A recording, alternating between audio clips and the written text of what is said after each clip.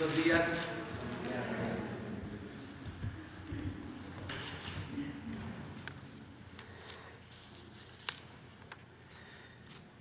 Bueno, vamos el día de hoy a ocupar tiempo, poco tiempo, para dar una buena noticia al pueblo de México, informarles que de conformidad con los datos presentados por el INEGI anoche, estamos ya creciendo, es decir, nuestra economía se está recuperando, se está cumpliendo nuestro pronóstico de que íbamos a caer por la pandemia, pero que íbamos a recuperarnos pronto, que iba a ser una V. Habían expertos que hablaban de una L, que íbamos a caer y nos íbamos a quedar abajo por bastante tiempo. Afortunadamente, lo que está sucediendo tiene que ver con nuestro pronóstico. Caímos en el segundo trimestre, que fue el peor. Estamos hablando de abril, mayo y junio. Y ayer en la noche ya de esa caída se da una recuperación del 12%.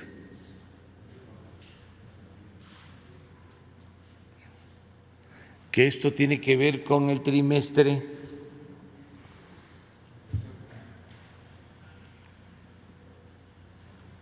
julio, agosto y septiembre. Julio, agosto y septiembre. Pero hay algo que complementa esta buena noticia que les quiero mostrar, lo que tiene que ver con la recuperación de los empleos. Estamos a punto de lograr la gráfica.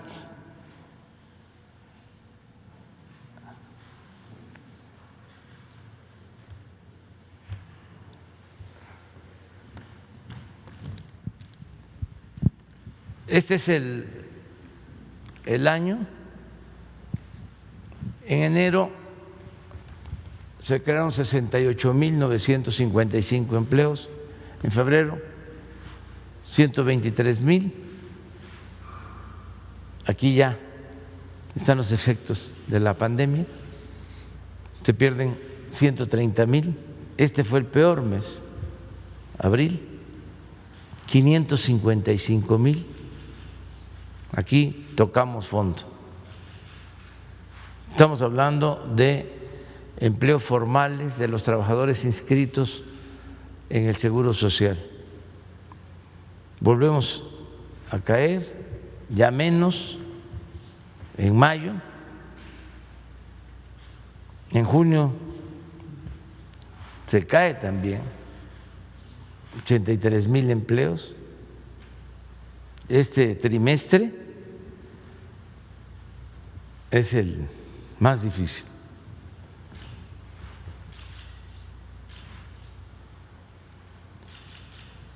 Y todavía en julio perdemos 3.000. Pero ya en agosto, conforme a lo que estimamos, recuperamos 92.390. En septiembre, 113.850.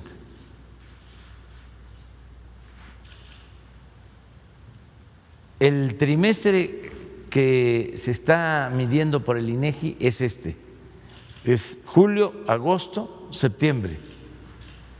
El último trimestre del año va a ser octubre, noviembre, diciembre. Ese dato lo vamos a tener en enero. Pero si ya aquí tenemos esto, esta recuperación, y ya se está reflejando en el crecimiento económico, ya tenemos los datos, porque ese es un seguimiento que hacemos diario, de octubre en empleo,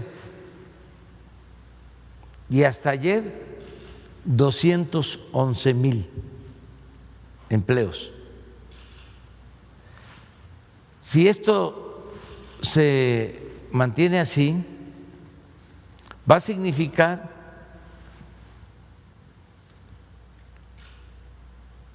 el número de empleos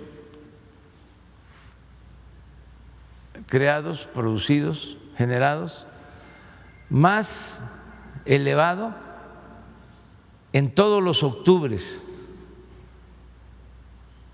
desde que se tiene registro.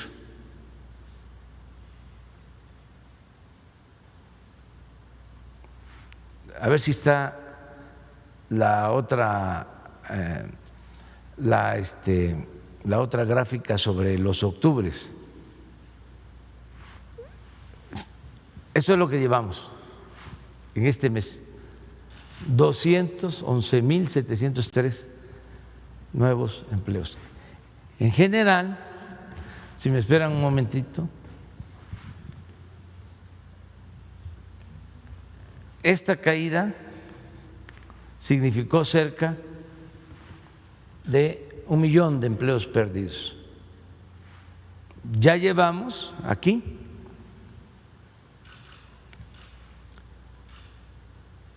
más de 400.000. Si esta tendencia continúa,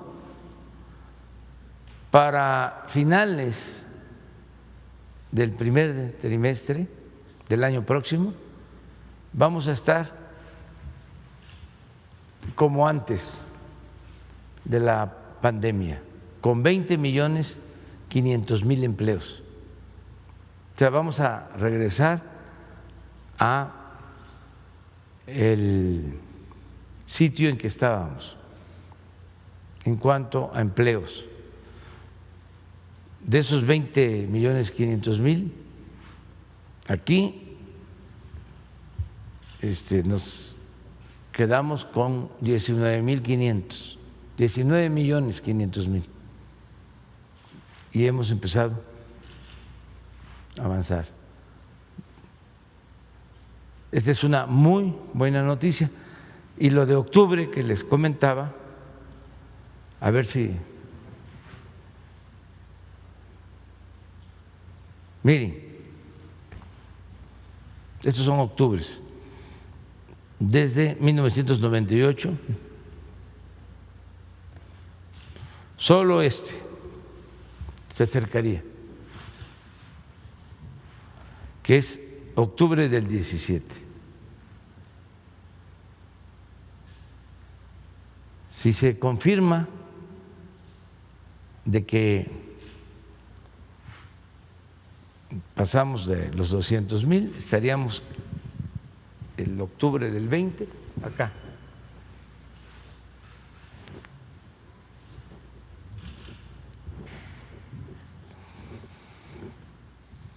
Vamos a esperar y el martes ya sabremos cómo terminó octubre. Y lo veo con reserva. Vuelve a poner la lámina sobre el comportamiento por día de octubre. Sí, de empleo.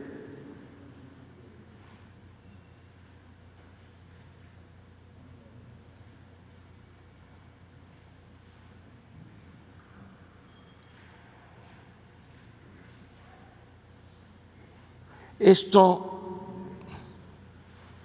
se ha logrado porque hemos podido equilibrar la crisis sanitaria con la crisis económica. Sí, aquí está.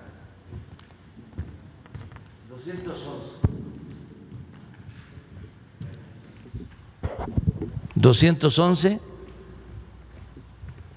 hasta el 28, que es ayer, ¿no? Hasta ayer.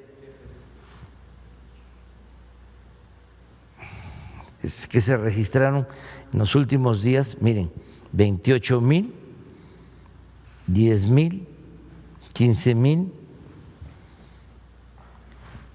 De todas maneras, aunque tenemos 211, queremos actuar con precaución, ser precavidos, porque el famoso outsourcing de repente borra. Eso se da más en diciembre, pero mejor esperarnos al martes. Todo indica de que vamos bien. ¿Por qué estamos logrando esta recuperación que no se ha logrado en otros países? También lo digo con todo respeto, porque nos funcionó la fórmula de apoyar abajo para fortalecer el consumo popular, inyectar fondos, recursos a la gente más humilde, empezar de abajo hacia arriba, estimulando la economía. los créditos que se otorgaron abajo durante la emergencia, los apoyos que se entregaron por adelantado a adultos mayores, a personas con discapacidad, las becas que no se dejaron de entregar, las remesas, porque eso fue el complemento perfecto. En este año, repito, tenemos un aumento en remesas del 10% en términos reales con relación al año pasado. Vamos a llegar a 40,000 millones de dólares de remesas. Muchas gracias a nuestros paisanos migrantes. Nos están sacando adelante, nos están ayudando mucho. No olvidemos que las remesas son la principal fuente de ingresos que tiene el país. Nosotros estamos destinando muchísimo presupuesto abajo, estamos llegándole a 21 millones de beneficiarios, pero no alcanzamos a el monto de las remesas. Estamos hablando que mensualmente son 3.500 millones de dólares las remesas. Llega a 10 millones de familias. Nosotros estamos llegando a 21 millones. Bueno, pero nos complementamos y eso ha ayudado mucho porque no se ha caído el consumo. Otro elemento importantísimo, que es un fenómeno, es que en los resultados de anoche se cae menos, ya el sector industrial se cae más, pero menos con relación al trimestre anterior, el sector terciario, el sector de servicios. Pero el sector primario, el sector agropecuario, no se cae, crece, incluso crece más que en el trimestre del año pasado. El campo, los productores del campo están ayudando mucho. De los tres sectores de la economía, el primario, que tiene que ver con el sector agropecuario y pesquero, forestal, ese sector, a pesar de la pandemia, no decreció. Creció. La pandemia le pegó más al sector industrial y sobre todo al sector de servicios, al sector terciario. Es algo que también debe considerarse.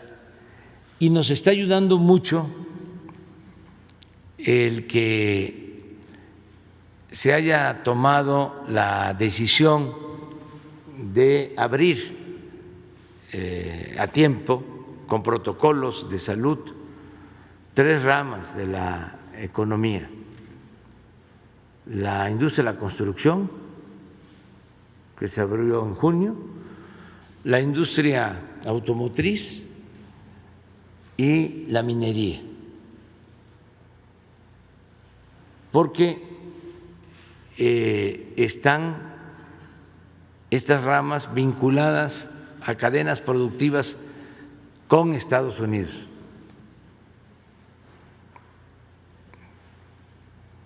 Entonces, la combinación de todas estas medidas es lo que nos está permitiendo salir adelante, sin deuda adicional, sin aumento de impuestos, sin aumento en el precio de los energéticos.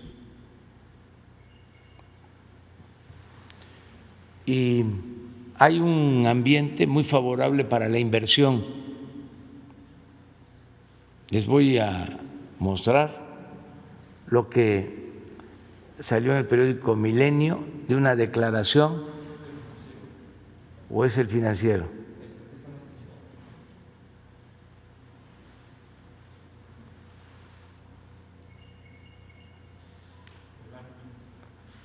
Larry Fink es el financiero pues más famoso del mundo.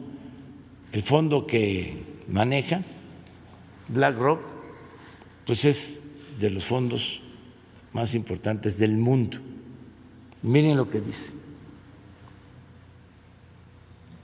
No solo eso, no solo dice que estamos bendecidos por ser vecinos de Estados Unidos, dice de que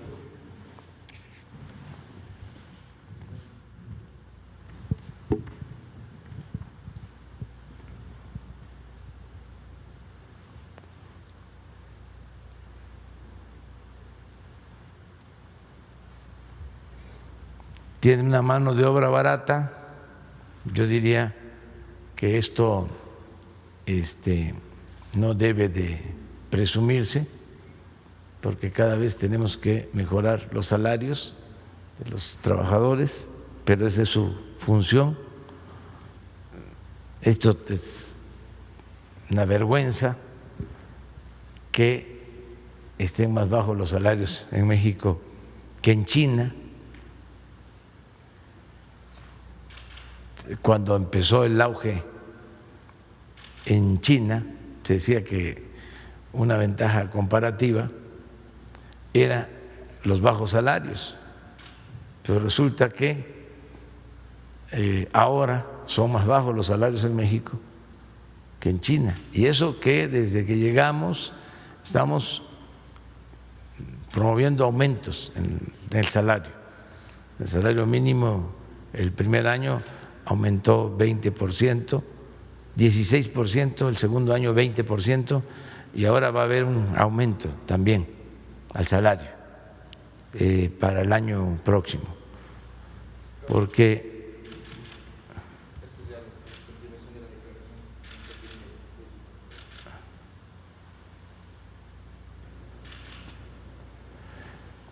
creo que México tiene, dice Larry Fink, algo único que no tienen los otros países. México, en mi mente, siempre está como un lugar en donde pueden usar recursos naturales por un largo plazo, y esto lo tienen que explotar porque tienen una gran industria también para la manufactura de Estados Unidos, y la mayoría de las empresas que fabrican están en China, pero se pueden cambiar.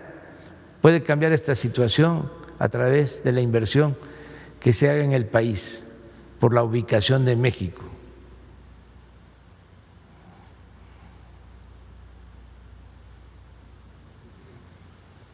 Para Larry Fink, el panorama es optimista para nuestro país, ya que en el largo plazo se podrían alcanzar los niveles económicos suficientes para tener un mejor bienestar en la población.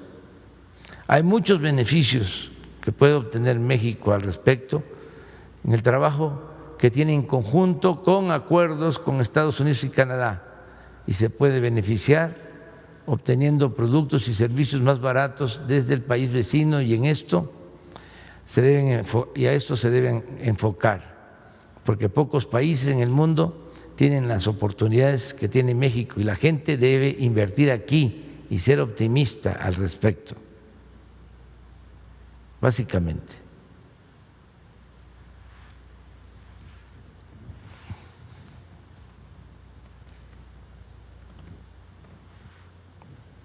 Entonces, vamos bien, afortunadamente, y era la nota que queríamos dar el día de hoy. Abrimos para preguntas.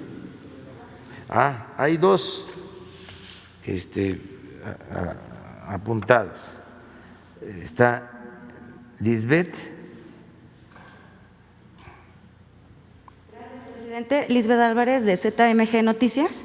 Regresando, presidente, al tema de los recursos en las entidades federativas y municipios, ¿tiene usted conocimiento cómo se está aplicando la ley de austeridad y los resultados que se están dando, tomando en cuenta que la mayoría se escuda que la federación no les envía o les recorta las participaciones? Su respuesta, por favor, y una segunda. Gracias. Pues no tengo conocimiento a detalle si han llevado a cabo planes de austeridad en los estados. Eso lo sabe la gente.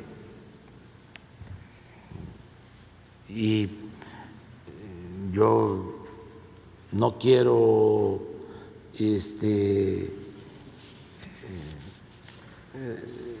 ser el crítico principal de los gobernadores, no.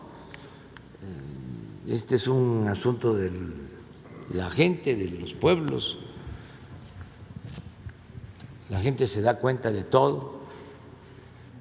Yo nada más aclaro para que no se vaya a distorsionar la información, que no se vaya a manipular. Es decir, para que los estados reciban más recursos, se tiene que hacer una reforma legal, porque la entrega de recursos a los estados está establecida por ley. Existe una fórmula, no es un capricho del presidente, está en la ley.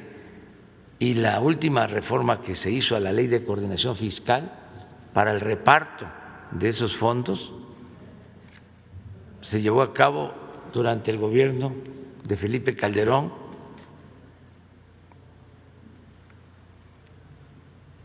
en el 2007, y fue aprobada por los partidos que ahora son oposición, y muchos de los que ahora están demandando que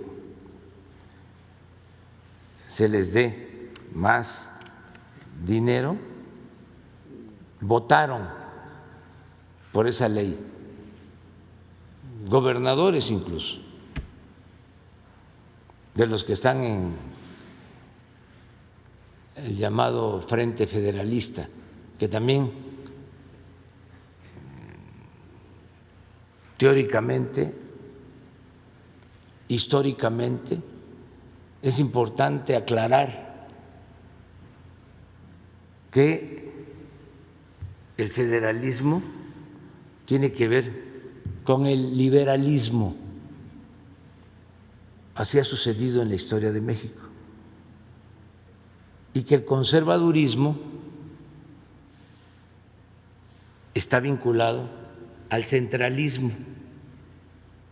Entonces, quienes son conservadores no pueden ser federalistas. En la historia de México nunca ha sucedido.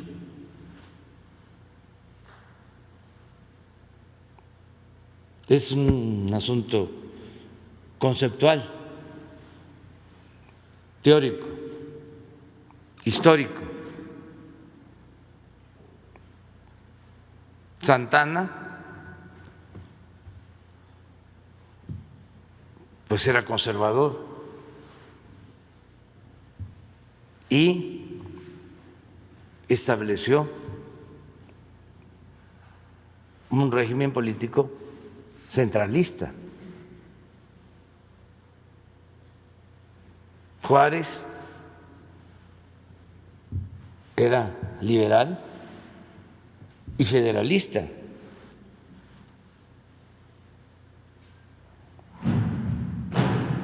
Entonces, escuchar esos sonidos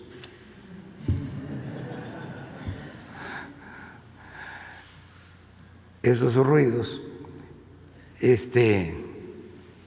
federalistas de personas conservadoras, pues es algo extraño, ¿no? Nada más aclararlo y repetirle a los habitantes de todos los estados que vamos a seguir apoyando de manera directa, sin intermediarios. Entregamos a los estados lo que por ley les corresponde y ellos tienen que rendir cuentas. Para eso están los congresos locales, para eso está el Poder Judicial en cada uno de los estados, precisamente porque somos una república popular y federal. Entonces, lo que se envía de la federación, lo que le corresponde a los estados, lo tiene que supervisar el Congreso local. ¿Cuál es la función del Poder Legislativo? La función principal, tanto de la Cámara de Diputados como de las legislaturas locales, la aprobación del presupuesto y, en consecuencia, el vigilar la correcta aplicación de ese presupuesto. Entonces, lo que les corresponde a los estados va directo de la Tesorería de la Federación a las secretarías de finanzas de los estados. Imagínense que cada mes se les envía una orden de pago, se les deposita, y le pedí al secretario de Hacienda que dé a conocer cuánto este año se les ha transferido a cada estado, porque a lo mejor la gente no lo sabe.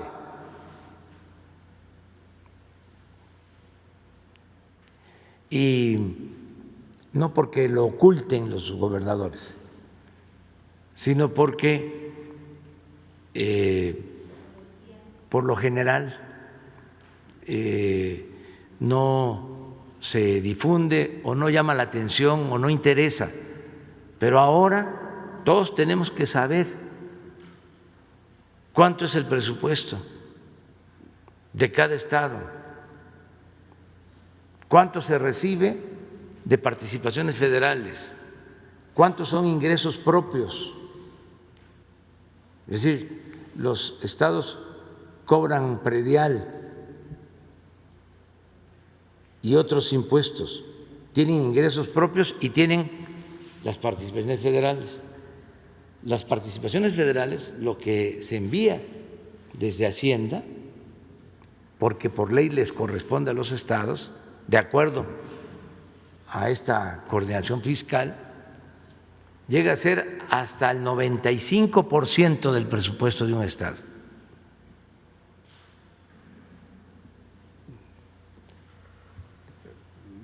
Prácticamente todo lo que manejan.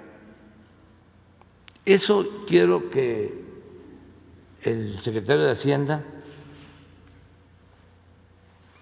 a más tardar, bueno, que hoy, y yo lo voy a poner aquí, el martes, para que el secretario de Hacienda nos diga cuánto ha enviado este año de participaciones a cada estado. Y lo que corresponde al gobierno federal, lo que es ejercicio del presupuesto a cargo de las entidades federales, de las dependencias federales, eso va a seguir llegando a los estados, pero procurando que llegue de manera directa. Nada de que se va a entregar a un gobierno estatal y ese gobierno estatal o municipal lo va a entregar a la gente. Mucho menos que se va a enviar a una organización como era antes, las organizaciones campesinas, las organizaciones de la llamada sociedad civil, las organizaciones no gubernamentales que recibían dinero y que estos organismos intermedios eran los que repartían. Bueno, ni siquiera ya las dependencias federales van a administrar el dinero, sino desde la tesorería de la federación a la gente. Vamos a dar a conocer ya la próxima semana el acuerdo para que todos los créditos del Infonavit se entreguen directo al trabajador. Nada de que te entrego el crédito, pero aquí está la unidad habitacional y aquí está tu departamento. Carísimo, mal hecho,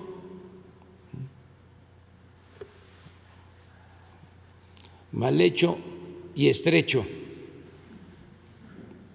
35 metros cuadrados, huevitos, eso se acabó. Vamos a empezar con el Infonavit, pero se le entrega al trabajador y que el trabajador decida libremente si va a comprar un terreno y va a comprar una parte de los materiales para empezar a construir. Si va a comprar con su crédito una casa usada o un departamento nuevo, pero va a escoger, va a ir viendo dónde están vendiendo departamentos, si le conviene el precio. Libertad, nada de intermediarios. Y así en todo, porque les comentaba yo, me lo recomendó la gente, me decían, ahora que vamos a ganar, no nos vaya a mandar nada.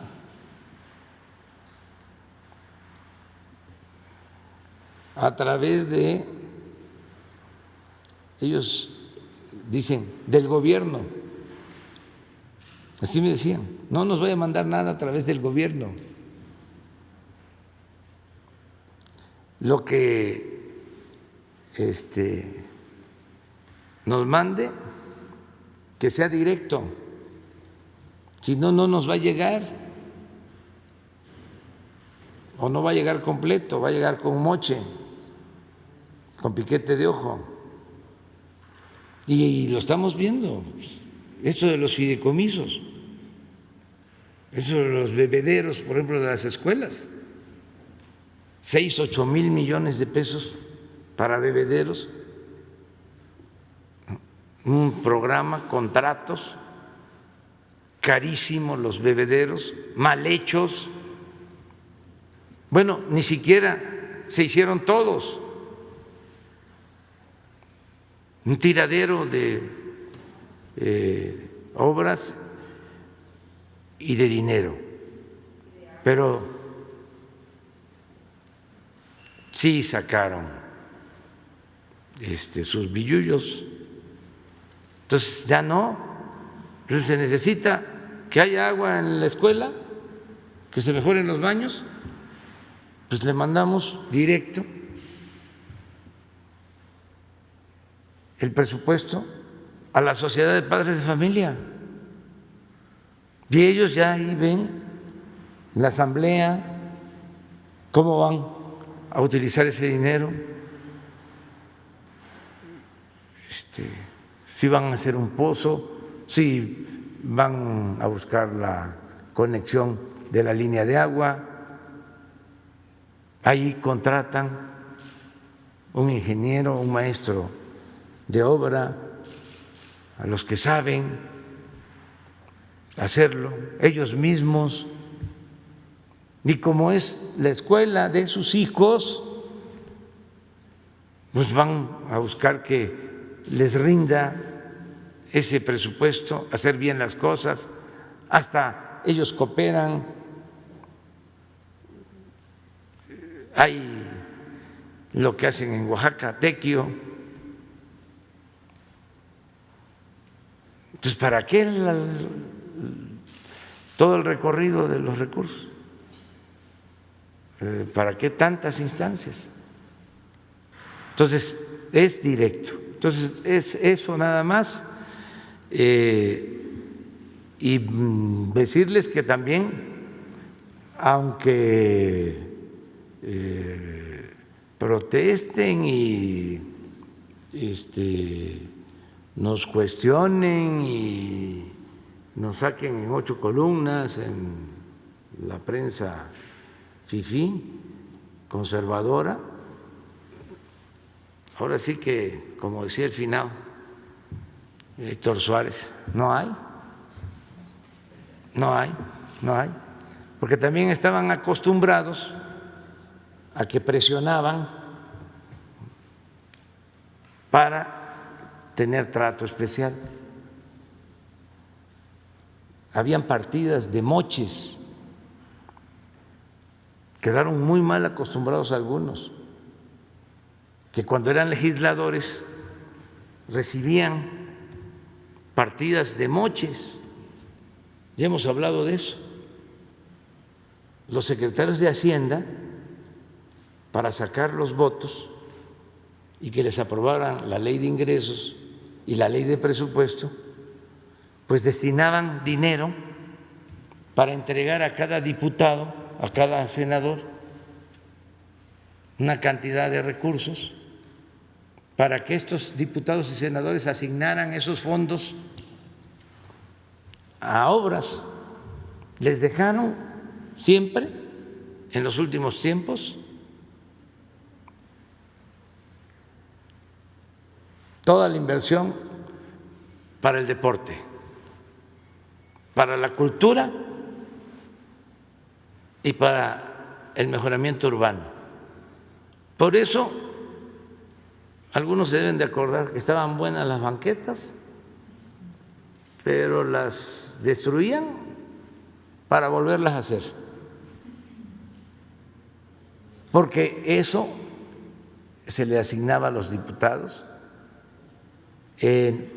Iba el diputado con un presidente municipal, con un gobernador, y le decía: tengo estos oficios de autorización, te hago la obra, yo pongo nada más la empresa constructora, o si no, yo te doy el dinero, entonces se asigna el dinero y me das un moche. Eso era lo que hacían. Me acuerdo que se hablaba mucho, tenían un lenguaje, ¿no?, hablando de bajar recursos. Habían gestores, coyotes. Cada vez que se iba a autorizar el presupuesto, eran romerías de coyotes, de representantes supuestamente de organizaciones campesinas para sacar sus partidas del presupuesto. Llegaban presidentes municipales, eran como mercados, se convertía la Cámara de Diputados en un tianguis y llevaban hasta fogones, hornos para barbacoa y comilonas ahí para atender a los diputados y todo. Los gobernadores también hacían visitas para ver cuánto les iba a tocar. Si era un presidente municipal de un estado pero se entendía con diputados de distritos que no pertenecían a su estado, se llevaba ese presidente municipal o ese gobernador recursos que estaban asignados a otros municipios. Un desorden y corrupción. Entonces ya no es así, ya no hay partidas de moches.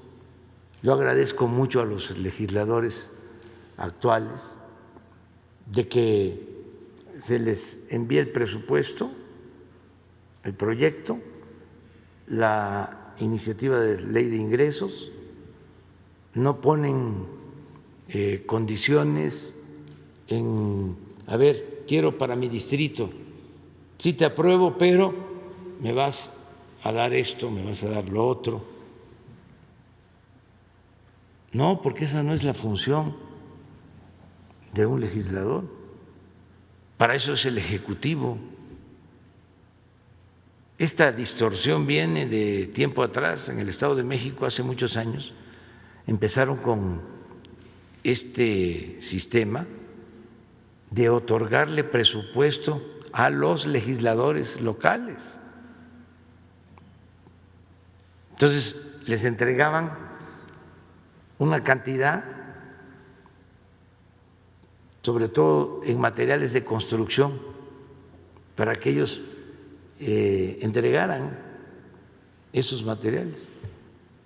Si esa no es una función del Poder Legislativo. Y eso recientemente, o hace poco, lo reinstalaron a nivel nacional, ese mismo sistema.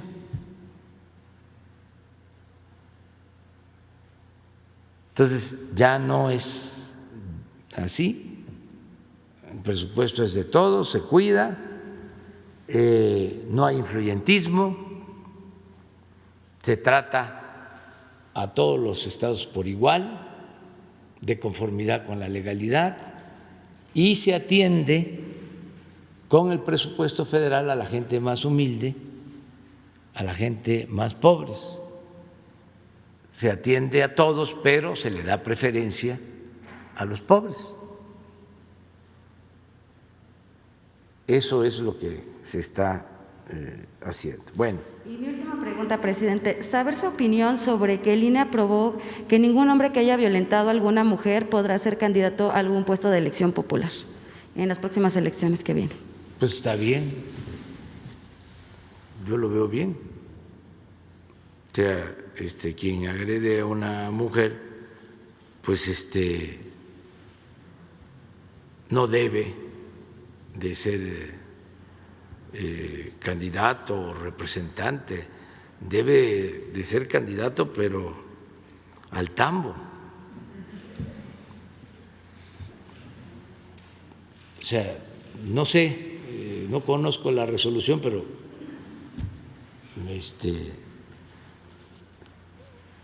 si es así, yo creo que está bien. No, un golpeador de mujeres pues no puede ser candidato. Imagínense, eso no se debe de permitir.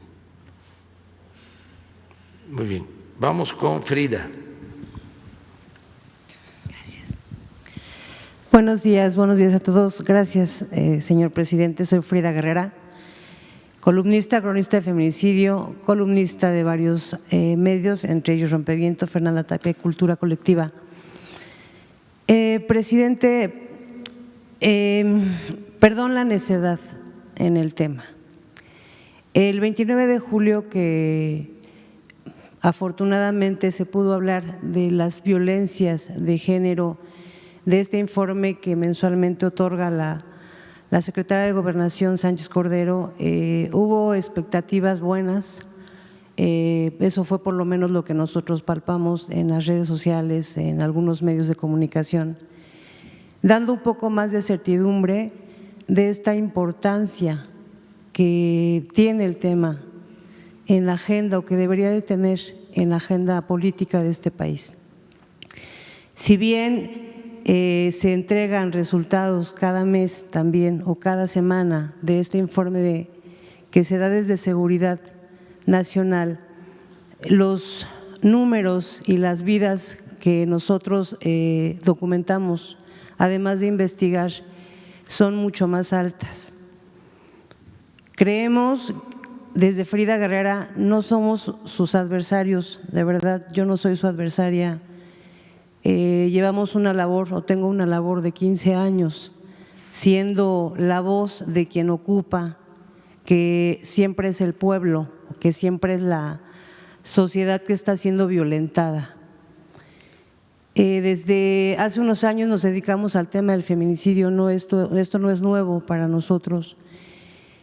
Y creemos que si se diera este nivel de importancia desde aquí, que nunca se ha hecho, que jamás ha tenido en ningún otro gobierno, que ningún otro expresidente ha considerado tanto el tema de las violencias de género, creemos que si se le diera ese nivel de importancia a nivel nacional, obviamente las respuestas estatales serían diferentes.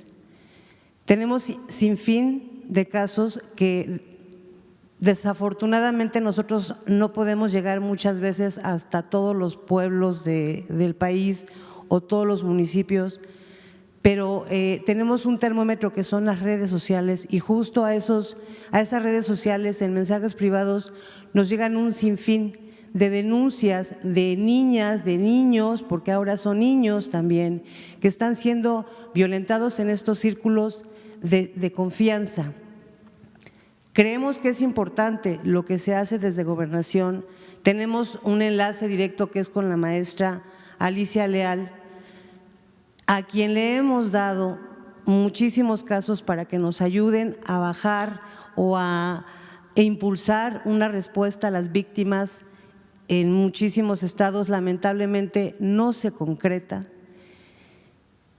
Como comunicadores o comunicadora yo en este caso, dedicada a estar hablando con las víctimas, nos convertimos en enlaces.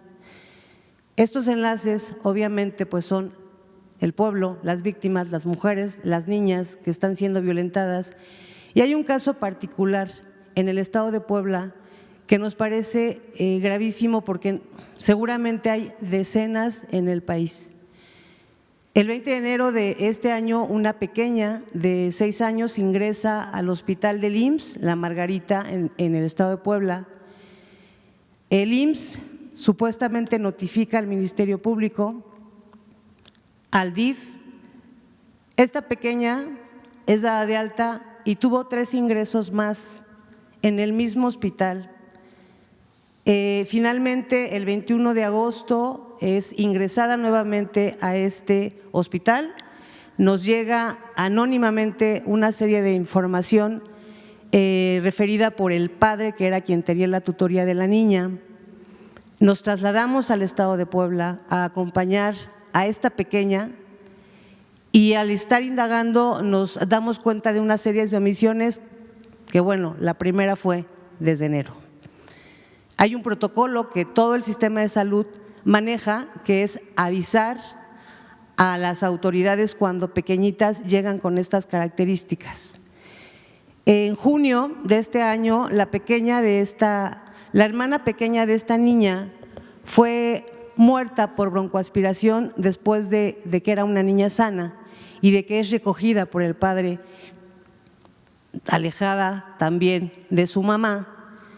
Nosotros acudimos a Puebla el 27 de agosto, ese mismo día, cuando veníamos de regreso, después de hablar con el IMSS, después de hablar con la Fiscalía, después de buscar que nos atendieran directamente en la oficina del gobernador, hablamos con la familia, intentamos acercarnos a la madre de la niña, pero cuando ya veníamos de regreso nos da la sorpresa la Fiscalía, después de solicitar ser investigada con esta perspectiva de género, pues nos hacen saber que había sido detenida la madre y el padre de la niña. Fue hasta entonces, señor presidente, que el Estado empezó a investigar qué estaba pasando con esta pequeña. Fue hasta entonces, hasta que fue no Frida, sino quien haya sido, quien lo haya impulsado, hasta que se da a conocer en medios de comunicación que se le pone atención a este tema. Una niña que hasta ahorita sigue hospitalizada. Nos dieron respuesta ya en el estado de Puebla por parte del gobernador, apenas el día lunes, el día de ayer, yo tuve una entrevista, también un acercamiento con el licenciado Horacio Toledo de las mesas de justicia de la CEGOP y obviamente con la maestra Alicia Leal, que ya ha estado al pendiente de este caso desde el primer momento. Sin embargo, a mí me gustaría hacerle de su conocimiento de este caso particular, pero también nuevamente solicitarle y preguntarle por qué es tan difícil que usted nos pueda dar más certidumbre de que en efecto, como lo dijo el lunes pasado la secretaria de Gobernación, para usted es un tema prioritario el tema de las violencias de género. ¿Por qué no darnos la certidumbre de nada más una vez al mes que esa conferencia sea dada en este espacio? Es un tema que tratamos todos los días, todos los días. Yo creo que nunca en la historia del país se había llevado a cabo una reunión diaria para atender el problema de la inseguridad y de la violencia. Nunca en la historia de México. Y el caso de la protección a las mujeres y el combate al feminicidio, a todos los delitos que padecen las mujeres se atiende todo el tiempo. La derecha, el conservadurismo, fue creando una imagen de que a nosotros no nos interesaba atender a las mujeres. Yo llevo muchísimos años luchando por hombres y mujeres. De aquí me podría pasar toda la mañana hablando de lo que he hecho desde que fui director del Instituto Nacional Indigenista en Tabasco, de lo que he hecho en defensa de las mujeres desde hace más de 40 años. Pero además es algo vinculado a nuestros principios, a nuestros ideales. Está muy difícil. También esto es importante aclararlo, de que un conservador de repente se convierta en defensor de las mujeres. Los conservadores, por antonomasia, son machistas, son autoritarios, son hipócritas, son corruptos. Pueden haber excepciones, pero es un estilo, es una forma de pensar. Un liberal actúa de otra manera, piensa de otra manera. ¿qué hicieron? Como les molestan mucho los cambios y no quieren la transformación, porque no quieren dejar de robar, los que se sentían dueños de México, nos crearon esa imagen con los medios de comunicación. Recuerdo cuando las manifestaciones alentadas, ¿sí?, por medios de información, periódicos, estaciones de radio, la televisión, de repente salen feministas quienes nunca habían defendido a las mujeres. Todo esto para perjudicarnos, al grado que últimamente se dio a conocer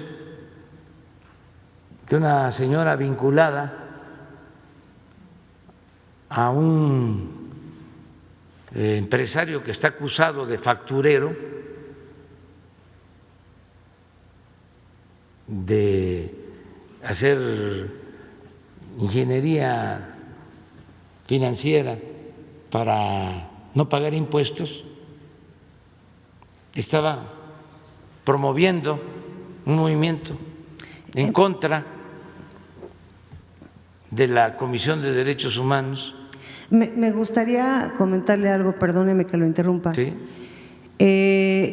También cabe destacar que desde Frida Guerrera nosotros no hacemos periodismo feminista.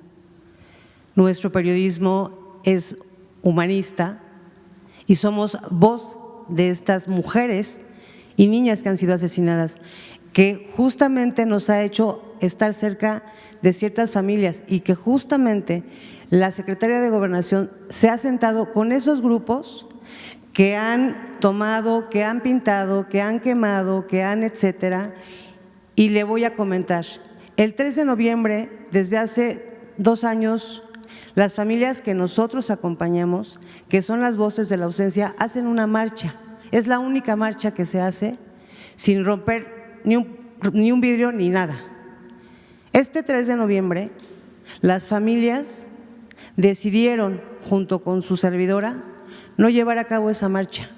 Y no por miedo, y no porque no nos importe el tema de que las mujeres se sigan viendo y de que algún día logremos decretar el 3 de noviembre como el Día de Muertas, no porque estén muertas, sino justamente porque fueron asesinadas y no son catrinas, ni deberían de estar en altares. Creo que a veces el mensaje precisamente de subir este nivel, de no dar el pretexto, porque sabemos también que mucha gente de la derecha, por lo menos en ese primer momento que hablamos de lo que estaba pasando en el tema del feminicidio y que su servidor acudió aquí y que yo elevé la voz y todo esto, desgraciadamente se montan en todo esto, en efecto, para golpearlo a usted. ¿Qué mejor forma de callar voces? ¿Qué mejor forma de evitar este tipo de manifestaciones? Subamos el nivel, demos la importancia que tiene esto y yo creo que vamos a empezar a construir de verdad cuál es el afán de Frida Guerrera, la necesidad de Frida Guerrera, simple y sencillamente coadyuvar a que de verdad haya justicia. Lo hemos hecho, hemos coadyuvado a detener a muchísima gente. Y creo que esa es justamente la respuesta. Sabemos que no depende de usted, que no nada más con que usted haga PRIM ya se acabó todo esto. Es un tema de corresponsabilidad de la autoridad, de los medios de comunicación y claro que de la sociedad. Pero para esto empecemos de arriba. Sí, pero Muchas ya gracias. está elevado el nivel. O sea, eso es lo único que quiero dejar en claro.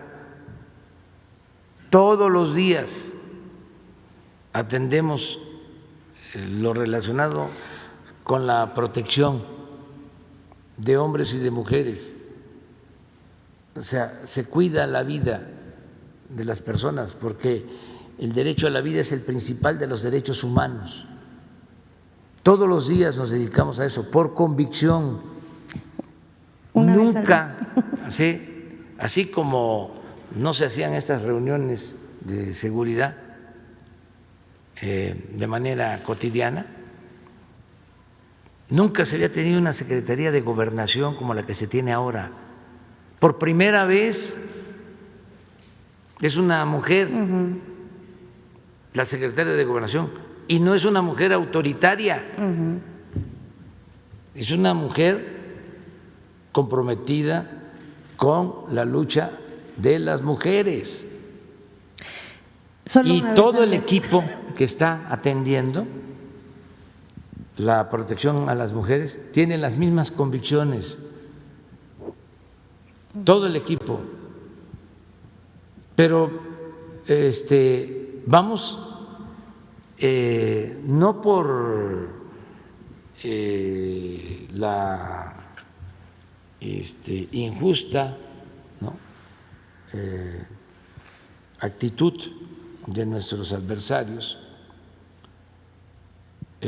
sino por convicción nuestra, vamos a seguir apoyando. Gracias. Pero sí podría ser posible que fuera este informe mensual de la Secretaría de Gobernación y de las mujeres que acompañan. Sí, claro cada que mes. sí, que vengan aquí una vez al mes, pero les voy a decir algo todavía más. Nada más que no es un logro de los conservadores por su campaña en contra. Esto hasta es bueno para el debate, ¿no?, porque al final de cuentas la verdad se abre paso y se van cayendo las máscaras y se va poniendo a cada quien en su lugar, sino por convicción, porque ofrezco disculpas, voy a poder seguir dando ejemplos. Yo representé el primer gobierno en donde habían más mujeres en el gabinete que hombres, el que les habla, cuando fui jefe de gobierno. Yo fui dirigente para que se lograra que ahora México sea de los primeros lugares en el mundo en tener legisladores y legisladoras en igualdad. Nosotros promovimos que se abrieran los espacios de participación a las mujeres, siempre lo hemos hecho, pero ahora les voy a dar una información adicional.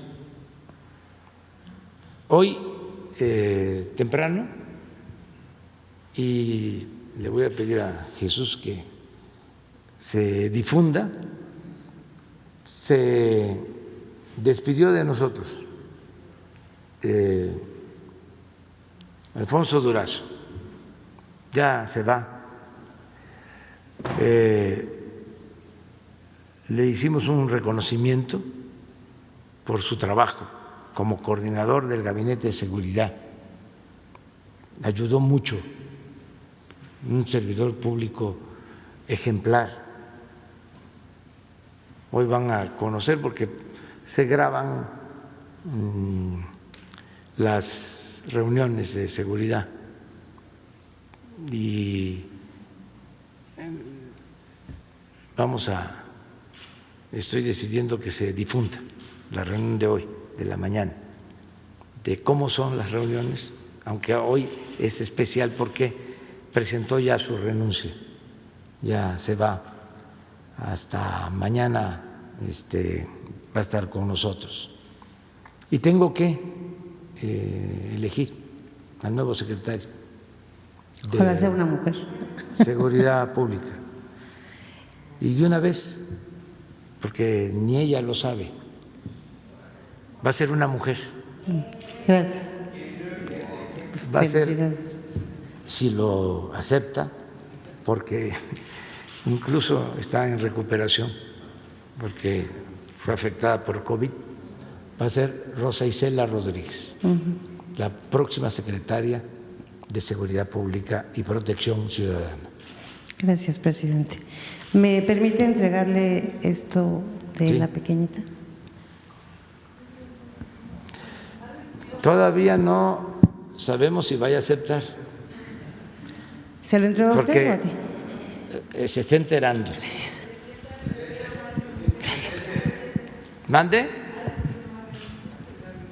Van a haber otras, pero aprovecho ya para que se sepa.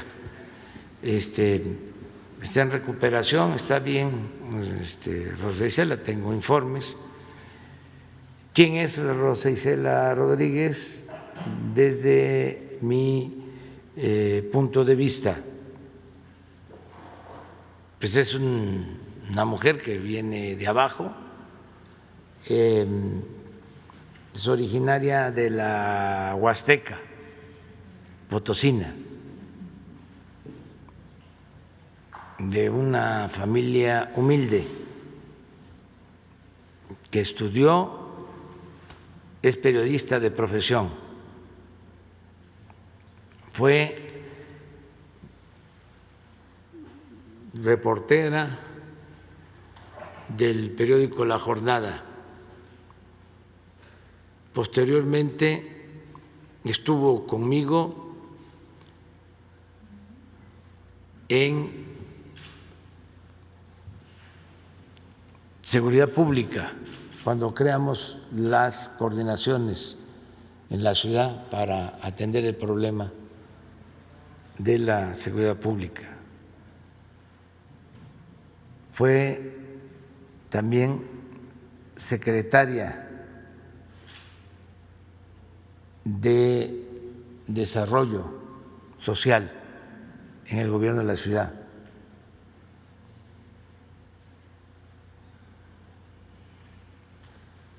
Era hasta hace poco la secretaria de Gobierno de Claudia Sheinbaum.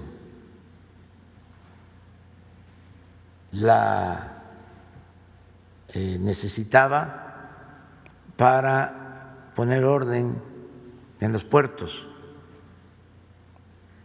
y le pedí a Claudia que me permitiera hacerle la invitación a Rosa Isela de que fuese la directora de puertos para acabar con la corrupción en los puertos, el contrabando, la introducción de droga, todo esto.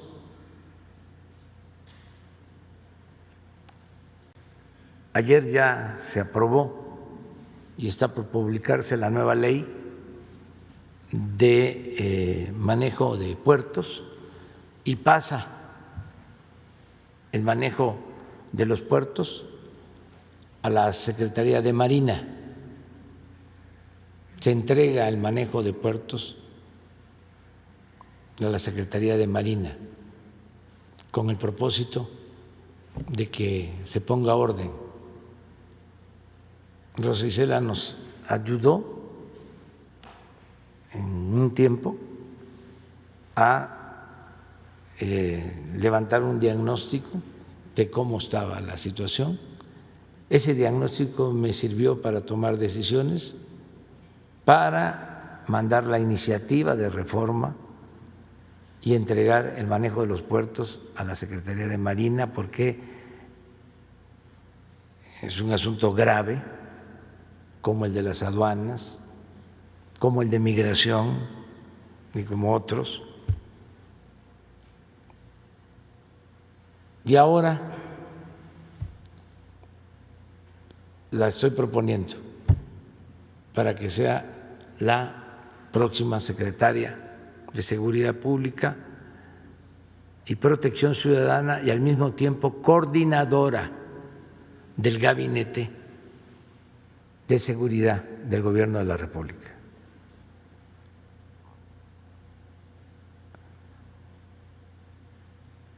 Vamos a esperar a ver qué responde. Lleva un mes en recuperación tal vez próxima secretaria por COVID-19. ¿Cómo? Lleva un mes de recuperación por COVID-19, ¿no?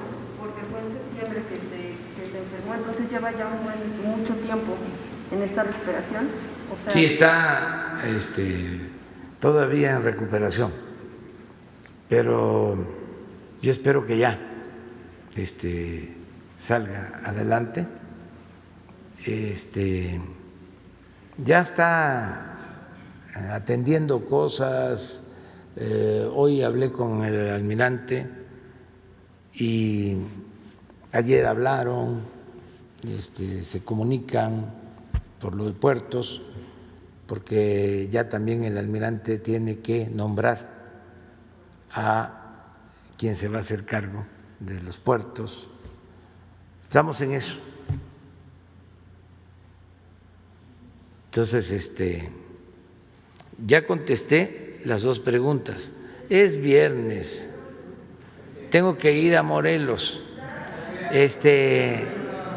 Nada más mañana empieza el luto de 3 días, el homenaje a quienes han perdido la vida por el COVID. Mañana ya se terminan de montar las ofrendas de aquí del Palacio, que están dedicadas a los difuntos. Vuelvo a hacer el llamado de ayer, que no se puede ir a los cementerios. Además, es muy triste la situación, porque muchos no pudieron ver a sus familiares, a sus difuntos, por esta terrible pandemia. Entonces, que estén con nosotros presentes nuestros difuntos, con las costumbres que vienen de lejos,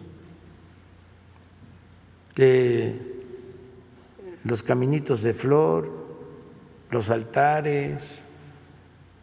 Sí, saben ustedes de los altares de muertos, de cómo se adornan, lo que se pone en los altares, el pan, lo que le gustaba a la difunta, al difunto. Que no perdamos eso.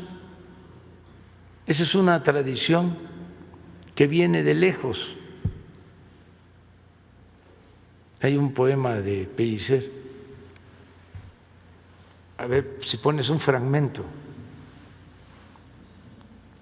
que habla de que antes de la invasión extranjera, antes de la colonia, en la época prehispánica, ya había un día dedicado a los muertos. Porque el otro día leí un reportaje, no lo leí, sino empecé a verlo, porque a veces no tengo tiempo para leer completo. Pero se le atribuye a un gobierno, ¿no?, reciente, se le atribuye al presidente Cárdenas de que él fue el que empezó, ¿no?, con lo de la recordación o celebración del Día de Muertos. Yo creo que él ha de haber alentado eso, porque él le tenía un profundo amor al pueblo. No hay un presidente de México que le haya profesado tanto amor al pueblo como el presidente Cárdenas. Así como no hay ningún presidente de México tan patriota como Juárez, y no hay ningún presidente de México tan demócrata como Madero. Un distintivo, entre otros, del presidente Cárdenas era que le tenía un profundo amor al pueblo. Hace unos días leí una cita de cómo, siendo presidente, en su diario, 1939, estaba de presidente, y escribe que le producía mucha tristeza ver cómo los funcionarios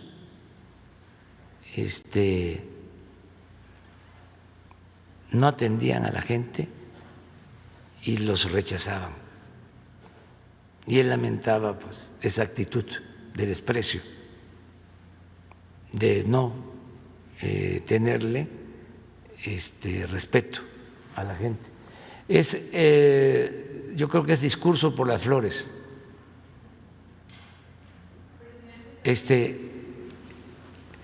Entonces, esa es una tradición nuestra.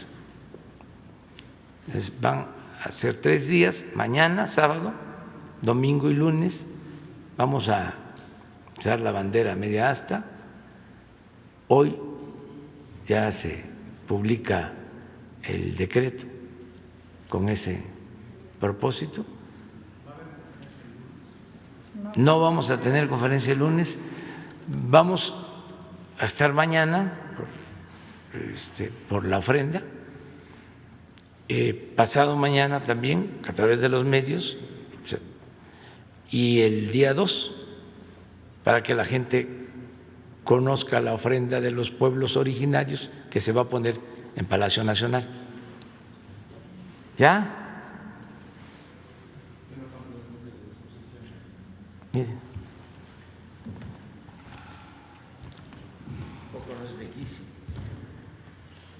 El pueblo de México tiene 2 obsesiones: el gusto por la muerte y el amor a las flores. Antes de que nosotros habláramos Castilla, porque así se decía, ¿qué se habla? No se decía español, Castilla.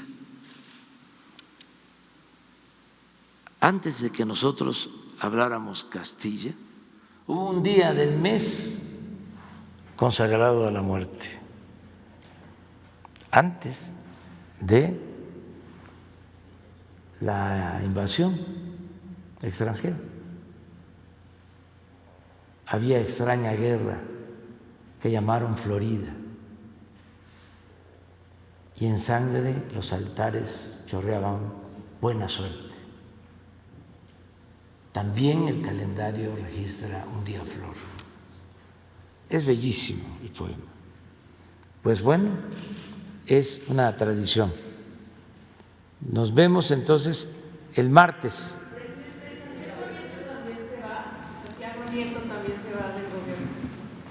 Todavía es que, como es hasta mañana que termina el plazo.